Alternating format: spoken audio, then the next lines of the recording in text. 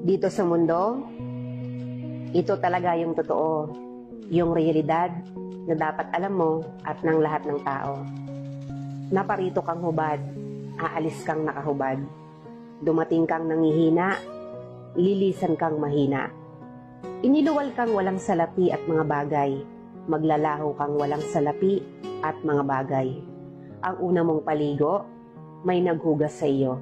Ang huli mong paligo, may maghuhugas sa iyo. Ito ang buhay, kaya bakit labis ang mali siya, ang inggit, ang pagkamuhi, ang galit at pagkamakasarili. Maging mabait sa lahat at gumawa ng kabutihan. May hangganan ang oras natin sa mundo. Huwag sayangin sa walang kabuluhang bagay. Manalangin at higit sa lahat, huwag na huwag nating sasambahin ng pera. Dahil kahit anong dami ng pera mo o ng ari-arian mo, kapag binawi ng Diyos ang buhay mo, iiwan mo rin yan at hindi mo madadala sa iyong pupuntahan.